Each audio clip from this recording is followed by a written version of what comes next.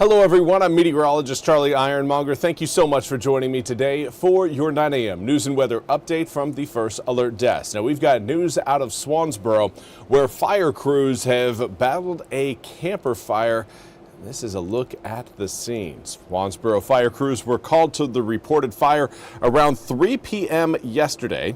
Now when crews got there, they found a camper on fire with a slight extension into the woods nearby. Now, the first responders immediately got to work and to battle the fire to prevent the blaze from spreading further. The fire was quickly knocked down, and crews from the Hubert Volunteer Fire Department also assisted with efforts to contain the fire. Now, we also want to turn our attention to another story out of Pitt County, where a man is now facing charges after being arrested for sexual battery. Court documents show that 40-year-old Jason Lane was arrested Monday by the Grifton Police Department. The offense happened on January 3rd, and warrants show that Lane assaulted a woman by grabbing her on her torso and then slapping her on her butt by force against her will. Now, the Pitt County man is currently right now, looks like he is in the Pitt County Detention Center, currently under no bond. And now for a look at your forecast. We have got quite the weekend coming up. I know we just got done with a First Alert Weather Day weekend this past weekend. It ended up again being a cold rain event. We certainly got close to some, we had in fact some flakes come down across parts of eastern North Carolina. Certainly not widespread and didn't see any accumulations, but we went into that certainly on Friday knowing that accumulations weren't really a big concern, at least at that point. At that point it was icing on the roads, which again DOT crews did a great job of treating the roads ahead of time, but this time we're looking at a more significant event to impact not just eastern North Carolina, but a hefty portion of the southeastern United States. Before we get to that, though, here's a look at what we've got outside right now. Currently looking at beautiful blue sunny skies. Air temperatures certainly cool, if not downright cold, 33 degrees in Washington, but that northerly wind is making it feel noticeably colder. Right now, northerly wind at 9 miles an hour is making 33 feel more like 25. It is just going to again be a cold day throughout the east, but at least we've got some beautiful sunny weather to brighten the day, at least when you're inside and you're warm and toasty. Things again are looking pretty good. Unfortunately, right now I am having some issues with our graphical system, but you know what? Such is the case. So we'll continue to look at Washington right now. Again, lots of sunshine. That northerly wind today is expected to hold at about a 6 to 12 mile per hour rate. As far as what dew points are going to do, going to be staying fairly low. With those lower dew points,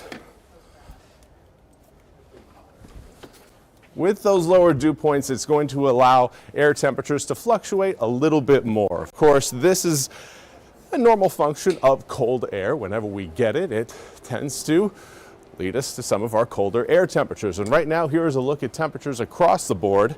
Most of us currently in the low to mid 30s. 30 degrees in Goldsboro, along with Roanoke Rapids.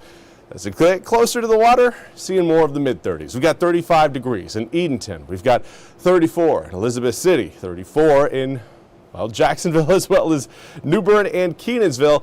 Along the immediate coast, 39 in Beaufort, 40 degrees in Hatteras. Today, again, is going to be a day that is defined by the chill. And that has a lot to do with the northerly winds blowing in right now at about 4 to 8 miles an hour. Some areas a little bit outside of that range, but later on this afternoon, those wind speeds should get up to, I'd give it about a 6 to 12 mile per hour clip. Not the strongest winds, but they'll let you know that they are there. Now, here's a zoomed out look of exactly what is going to be happening across the country over the next few days. Over the next few days, things in eastern North Carolina, not all that crazy. We're going to have a cold front work its way just north of the east, and the second one comes in, starts to threaten us from the west. This one will give us maybe a chance of a stray drop or two, but it's going to be the secondary system that forms near the Gulf that kind of pulls a lot of that cold air further south and then brings moisture into the equation. That area of low pressure you're seeing back towards Arkansas, Louisiana, and Mississippi, that is the system that is really going to help boost the amount of moisture over the cold air later on in the week. It will end up leading to a rainfall pattern that looks a little like this. Again, we've got a potential for snowflakes. We've got a potential for sleet.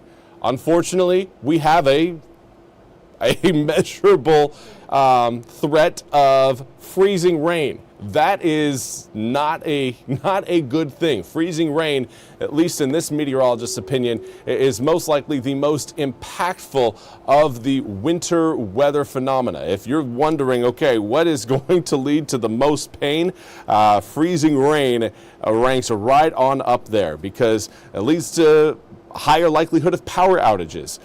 It leads to downed tree branches. And of course, I don't even need to tell you about the slippage on the roads. It is looking like a very messy system as far as freezing rain and then a sleet and snow component as well. So certainly one we want you to be aware of, certainly one we want you to pay attention to ahead of time. That's why, again, we have highlighted it as a first alert weather day for both days over this coming weekend. Notice those overnight lows dipping down into the low 20s. It is not going to, again, be the same as what we had last weekend. So if you're, you get lulled to sleep by, oh, it's a first alert weather day, it wasn't anything last time. This is certainly one that you're going to want to pay attention to. The threat of freezing rain as well as just ice in general can lead to some very big headaches this time of year. And I do want to say good morning to Bernice Davis. Thank you so much for tuning in over on Facebook, hanging out with me there, as well as Elaine Nichols. Hopefully you're having a wonderful morning in Hamilton, Martin County. But again, this is what we are really worried about, is Saturday and Sunday, at least from my perspective, an ice event certainly in the cards for eastern North Carolina. Now, could we see some of that sleet and freezing rain shift more over to snow and make things at least a little bit more fun for the kids? That is still a possibility.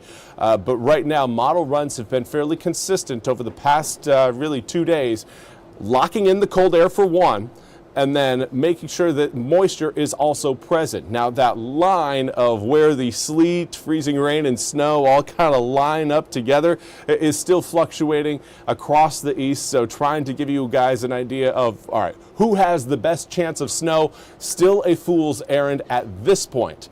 But I think we'll have a much better idea of where those lines line up by the time we get to Thursday night into Friday morning. By that point, we should have a good idea of, again, where the snow is going to be, where the freezing rain is most likely to show up, and who has, if anybody, has an opportunity of maybe dodging some of the worst impacts from this system.